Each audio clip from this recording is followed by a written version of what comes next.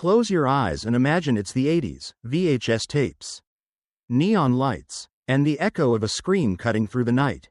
It was the decade that birthed legends, masked killers, haunted dreams, and the kind of fear that crawled under your skin. These weren't just movies, they were nightmares that defined an era. Tonight, we dive back into the blood-soaked decade that made horror unforgettable. So, dim the lights, because once we start, there's no turning back. Ready to face the slashers that shaped the 80s? 1. Friday the 13th, 1980. A peaceful summer camp turns into a nightmare when a vengeful presence begins to hunt down everyone who dares to return. There's something strange about Camp Crystal Lake. The locals whisper its name with fear, warning of the death curse that lingers over its still waters. The camp sits silent, like a wound that never healed. Years ago, tragedy struck.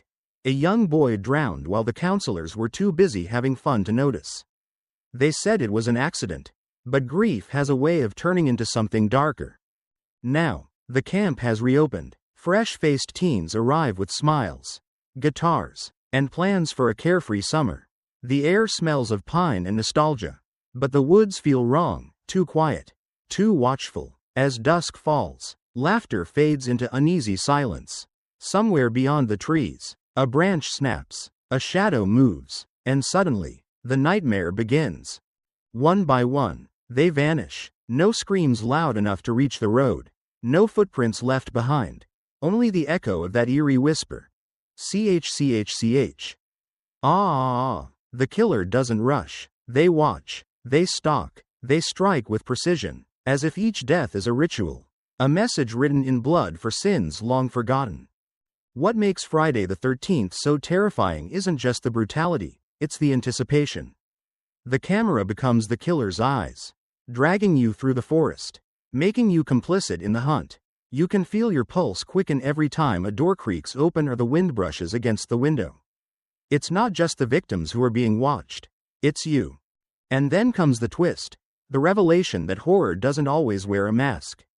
It can take the form of a grieving mother, twisted by loss and vengeance, doing the unthinkable for the son she couldn't save. That final chase, the desperate fight for survival, and the quiet moment on the lake, right before the hand bursts from the water. It's pure nightmare fuel, frozen forever in cinematic history. Friday the 13th didn't just create fear, it redefined it. It gave birth to one of horror's greatest icons, Jason Voorhees, and set the template for an entire genre.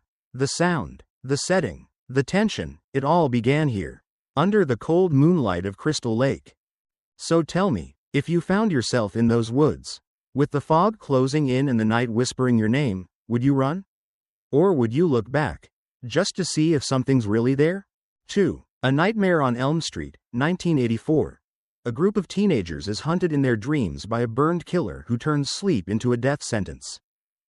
Have you ever been too scared to fall asleep? That moment when your eyes fight to stay open, because you know what's waiting for you in the dark? A Nightmare on Elm Street feeds on that exact fear, the terror that even your dreams aren't safe. The story begins in the quiet suburb of Springwood, where a group of teens starts sharing the same nightmare. A man with a burned face, a tattered red and green sweater, and a glove tipped with razor-sharp blades. He doesn't just chase them, he toys with them, laughing through the smoke and the screams. His name? Freddy Krueger, and he's not just a dream. Every night, someone falls asleep, and someone doesn't wake up. The line between dreams and reality blurs until you can't tell which world you're trapped in. Freddy doesn't need to break down your door or stalk you through the woods. All he needs is for you to close your eyes. Once you do, you're his. Nancy, the film's young heroine, becomes the last hope. She's terrified but clever, learning that the only way to fight Freddy is to bring him out of the dream world.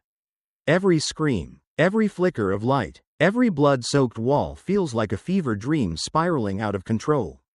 And yet, there's something hypnotic about it. You can't look away, even when you know what's coming.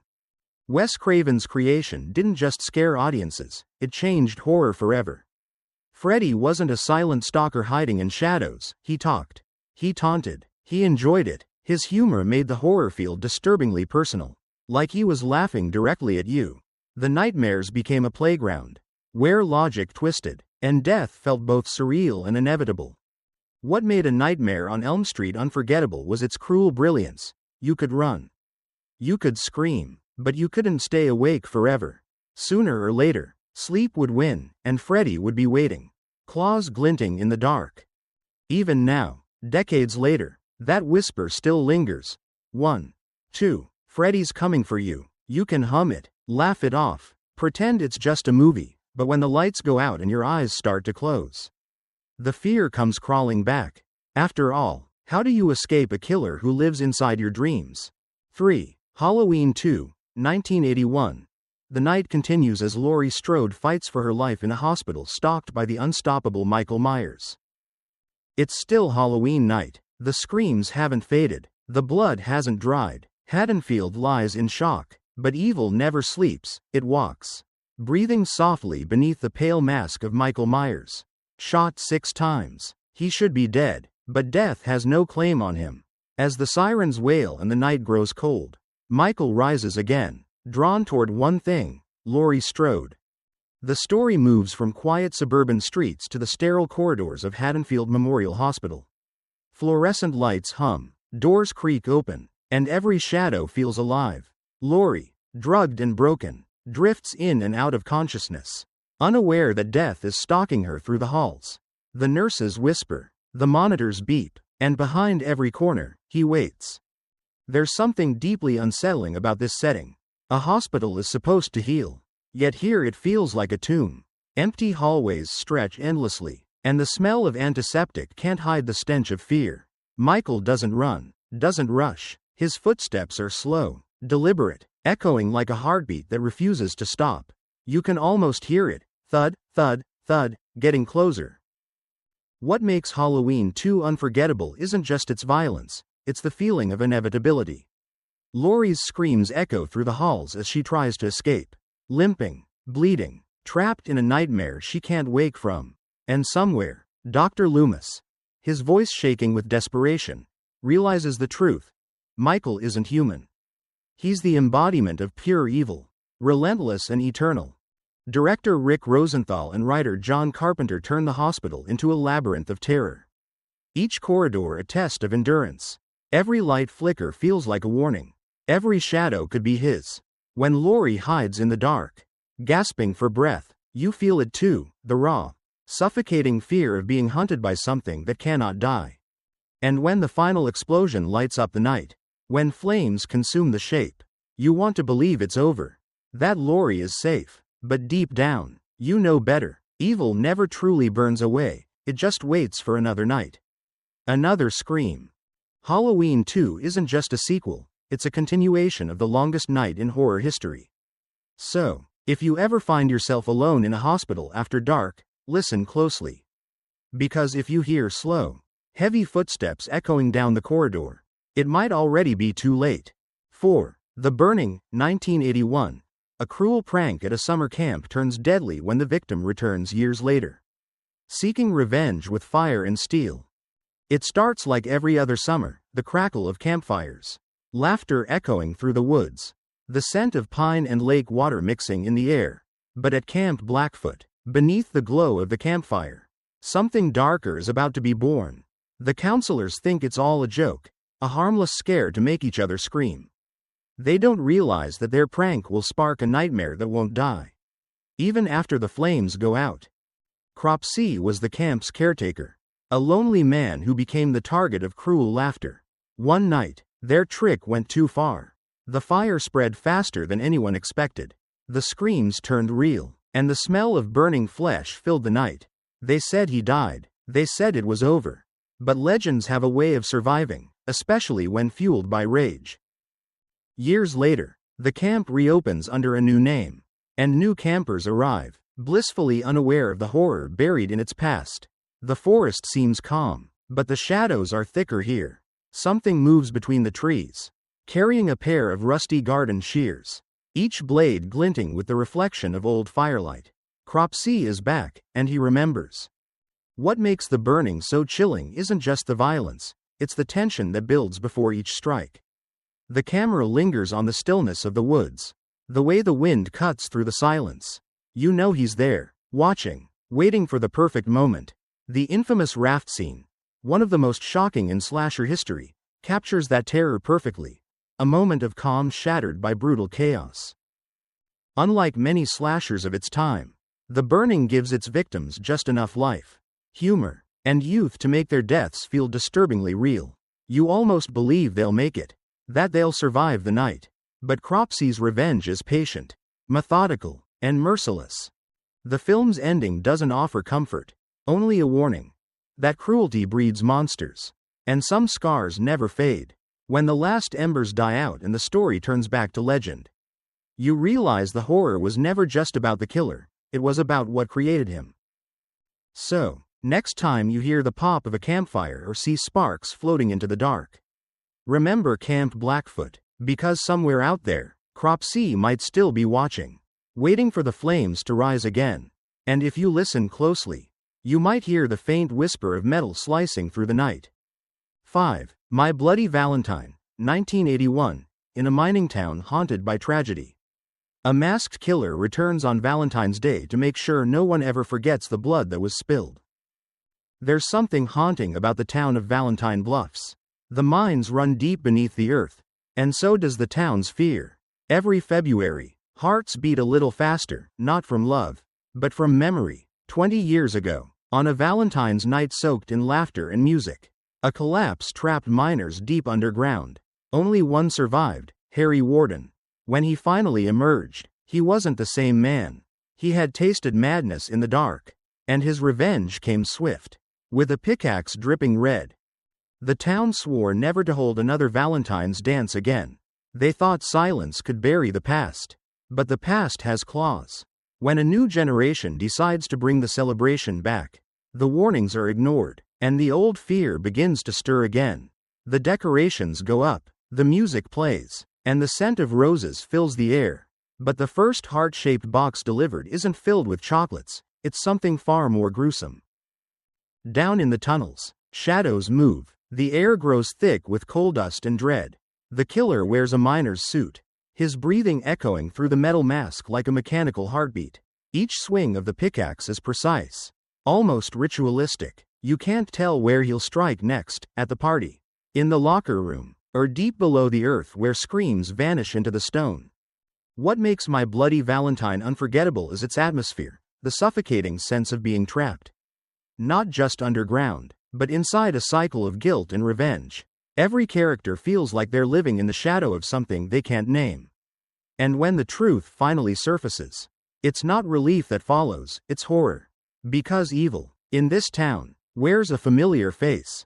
The film's final scenes play out like a fever dream, flickering lights, collapsing tunnels, and the echo of laughter twisted by madness. When the mask finally cracks, you see not just a killer, but the reflection of every wound the town tried to hide. It's a story about how trauma never really dies, it just waits for the right night to rise again. So, when Valentine's Day comes around and someone hands you a heart-shaped box, maybe think twice before opening it. Because in Valentine Bluffs, love isn't just blind, it's deadly. 6. Child's Play, 1988, when a serial killer transfers his soul into a doll. A child's toy becomes the perfect vessel for evil. The storm rages over Chicago. Inside a dimly lit toy store, the police corner a killer, Charles Lee Ray, the infamous Lakeshore Strangler. Bleeding, desperate, he whispers a curse under his breath. Lightning flashes, thunder cracks, and something ancient stirs. His soul leaves his dying body and slips into the grinning face of a good guy doll. The air goes still. The nightmare begins. The next morning, young Andy Barkley opens his birthday gift, a smiling, freckled doll with a red sweater and overalls. "Hi, I'm Chucky. Wanna play?" it says, cheerful and harmless. But as the days pass, strange things begin to happen. His babysitter falls from a window. His mother hears whispers when the house should be silent. And Andy keeps insisting, Chucky did it. At first, it sounds like a child's imagination running wild. But soon, that tiny plastic face begins to twist. The eyes flicker with a life that shouldn't be there. And the laughter turns cruel. Chucky isn't just alive, he's hunting. Each scene becomes a wicked game. A blur of laughter and violence. Innocence and horror. The doll moves when no one's watching. The knife gleams brighter in his small, molded hands. What makes Child's Play so terrifying isn't just the kills, it's the violation of something sacred. Toys are supposed to protect children, not kill them, but Chucky tears that comfort apart, turning playtime into panic. His voice, once playful, becomes a rasping taunt, mocking every adult who refuses to believe the truth. "I'm Chucky, and I'm your friend till the end," he says, with a grin that chills to the bone. For Andy's mother, Karen, the horror becomes a desperate fight between faith and fear. How do you destroy something that shouldn't be alive? How do you explain to the world that evil now wears a child's smile? The tension builds until every creak of the floor, every flicker of light feels like a warning. When Chucky finally reveals his true form, his face warped, human rage bleeding through plastic, the illusion of innocence shatters completely. The film's climax burns with raw chaos, fire, screams, and the desperate struggle of a mother trying to save her son from a toy that won't die. Child's Play carved its name into horror history not just because of Chucky's wicked charm, but because it asked a question that still haunts us. What happens when the things we trust the most turn against us? So, next time you see a doll smiling on a shelf, look twice. Maybe, just maybe, it's smiling back for real. 7. Maniac, 1980. In the dim streets of New York, a tormented soul descends into madness, leaving a trail of blood, obsession, and whispered nightmares behind him. There's something suffocating about Maniac from the very first frame. The city never sleeps, but its glow here feels cold, cruel, a neon graveyard for the forgotten. In the shadows walks Frank Zito, a man whose mind is rotting from the inside out. His eyes wander aimlessly, searching for comfort, yet all he finds is the reflection of his own trauma. The screams of his past follow him through every alley, every heartbeat, every whisper of the night. Frank is not the kind of killer who hides behind a mask. His monsters live in the open, stitched into his skin, breathing in his ear. He hunts the streets of New York with a quiet desperation, looking for women who remind him of his mother, the one who abandoned him, the one who scarred him. His rage is twisted by loneliness, and his violence comes not from lust, but from an urge to control what once controlled him. When he kills, it's not quick, it's intimate, messy, trembling with emotion. And then there are the mannequins. In his small, filthy apartment, Frank dresses them up like the women he's murdered, placing their scalps carefully on their heads, whispering to them as if they're still alive. The room feels like a shrine and a tomb at once, a horrifying portrait of a man drowning in his delusions. It's grotesque, but there's something heartbreakingly human buried under the madness. You don't pity him, but you understand that he's a ghost of trauma given flesh. When he meets Anna, a kind-hearted photographer who sees beauty in broken places, something inside him flickers. For a moment, it feels like redemption might be possible. But monsters can't stay hidden for long. His world unravels again, each fantasy collapsing into blood and terror until reality itself starts to split apart. By the end, the walls of his mind turn against him, and the hunted becomes the haunted. Maniac doesn't scare you in the usual way. It doesn't jump, it crawls. It suffocates you with silence, with the sound of Frank's breathing, with the sickening intimacy of his crimes. Director William Lustig forces you to look into the eyes of insanity and stay there. There's no escape, no relief, no safety in this nightmare. By the final scene, you're not sure what's real anymore. Maybe Frank died, maybe he didn't, maybe the real horror is that he's still out there, wandering through the city. Invisible, lonely, smiling at you from across the street. So next time you feel someone's gaze lingering on you a little too long, don't turn around. Some nightmares thrive when you give them attention. 8. Sleepaway Camp, 1983, at a seemingly innocent summer camp. Beneath the laughter and sunlight, something sinister waits, quiet, watching, and ready to strike. From the outside, Sleepaway Camp feels familiar. A typical 80s slasher setup with kids roasting marshmallows, sneaking kisses, and trying to survive counselors' rules. But then, something feels off. The smiles linger too long. The silences cut too deep. And behind every joke, There's a strange unease, as if the whole camp is holding its breath. Angela Baker, a shy, withdrawn girl haunted by tragedy, becomes the silent center of it all. She barely speaks, barely moves, and when she does, it's with a haunting stillness that makes your skin crawl. The other campers laugh at her, taunt her, push her to the edge, but the camera lingers on Angela. Not them. You can feel something burning beneath that fragile face, a tension that builds. Scene by scene, like a secret waiting to explode. The kills come suddenly and cruelly. A pot of boiling water. A swarm of bees. A knife in the dark. But unlike other slashers, Sleepaway Camp isn't just about the body count, it's about the growing paranoia. The camp becomes a maze of shadows and whispers. Everyone suspects everyone else, but no one suspects the truth. Each death feels personal, almost justified, as if the killer isn't just murdering, they're avenging. There's something deeply unsettling about how the film toys with innocence. The camp, once a place of laughter and freedom, transforms into a stage for humiliation, cruelty, and secrets too heavy for children to carry. You start to question every smile, every glance, every scream. By the time the truth comes out, you realize the movie has been playing you all along. And then, that ending. The reveal. It's one of the most shocking, disturbing moments in horror history. The kind that freezes the air in your lungs. It doesn't just end the story, it redefines everything you've seen before. The final scream, the frozen expression, the eerie fade out, it's pure nightmare fuel. It lingers long after the credits roll, echoing in your mind like a ghost that refuses to leave. Sleepaway Camp stands apart from the blood-soaked chaos of its slasher siblings. It's not just a film about murder, it's about identity, repression, and the violence that grows in silence. It creeps under your skin, not because of the gore, but because of how close it feels to something real, something broken inside us all.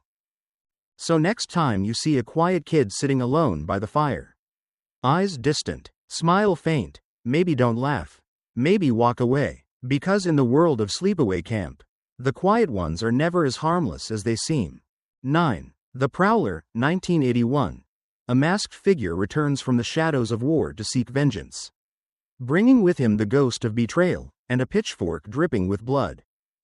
The film opens with a haunting letter, written by a soldier heartbroken by the end of his love. It's 1945, the war is over, but for one man, the battle never ends. His pain festers in silence, twisting into something darker. When his lover moves on and attends the town's graduation dance, he follows her, silent, unseen, and armed. What happens that night becomes the town's buried secret.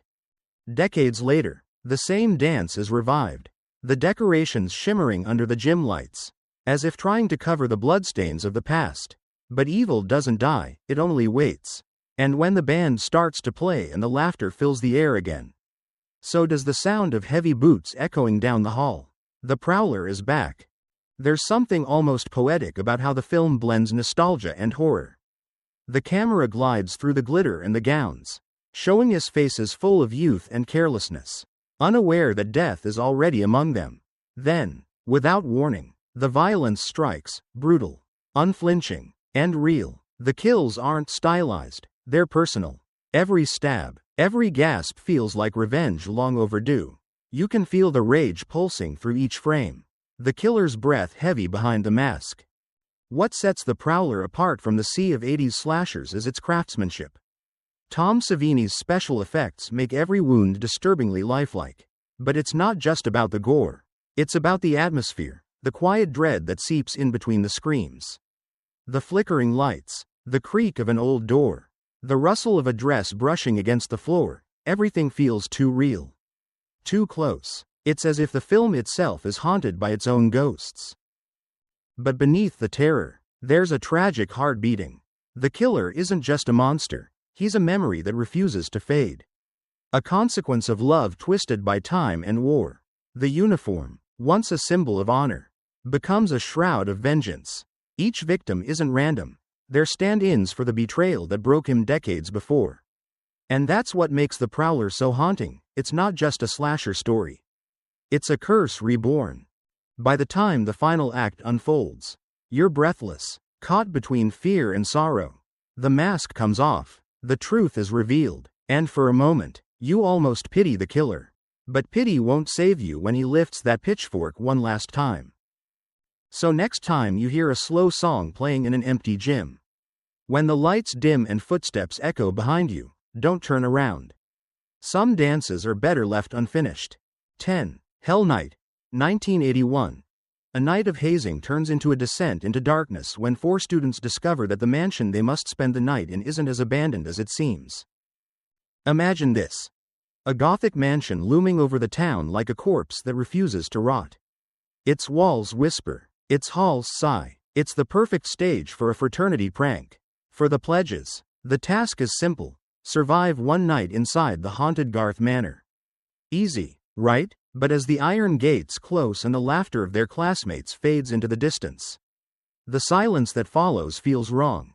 Too still, too heavy. Something inside that house is awake. Hell Night begins like an urban legend you'd hear at a campfire, one that everyone laughs at until the dark swallows the sound. The mansion's bloody history stretches back years. The Garth family, twisted by madness, murdered one another in a frenzy of rage and grief. They say one son survived, disfigured and feral, hiding in the tunnels beneath the estate. Of course, it's just a story, until the screaming starts. The magic of Hell Night lies in its slow burn. It doesn't rush, it lets the dread crawl under your skin. The air feels thick, the shadows stretch too long, and the characters, unlike so many slasher victims, are more than just bodies waiting for the knife. Linda Blair's Marty isn't a damsel, she's cautious, brave, and painfully human. As the night deepens, she and her friends realize they're not just trapped, they're being hunted. One by one, laughter turns to panic, and the house itself seems to pulse with life, feeding on their fear. Director Tom DeSimone creates a dreamlike atmosphere that makes you question what's real. The flickering candlelight, the echoing corridors, the distant growl from the basement, it's all part of a macabre symphony that builds and builds until the silence breaks in a scream. Every corner of that house feels alive, as if the architecture itself conspires to keep them from escaping. What makes Hell Night unforgettable is that it captures the essence of 80s horror, the blend of supernatural myth and raw human terror. It's not just about the killer in the shadows, it's about the way fear transforms people. The mansion becomes a mirror, reflecting the darkness inside each of them. You start to wonder, who's the real monster here? The creature in the tunnels, or the people who turned his home into a dare? By the final moments, when dawn creeps through the broken windows, Marty stands alone, bloodied, trembling, but alive. She's faced the nightmare and come out the other side. But even then, as the camera lingers on the mansion, there's no relief. Because some places never let go of their ghosts, and some nights never end. So if someone ever dares you to spend the night in an abandoned mansion, remember Garth Manor, remember the screams behind those iron gates, and maybe, just maybe, say no. And there you have it, the blood-soaked heart of the 80s. Where nightmares wore masks and fear had a face. These films didn't just terrify us, they changed the language of horror forever. Maybe you grew up watching them through your fingers. Or maybe you're discovering them now for the first time. Either way, the shadows still whisper their names. So tell me, did your favorite make the list? Drop it in the comments below. And if you love diving deep into horror's dark past, don't forget to like, share, and subscribe. The next scream might be closer than you think.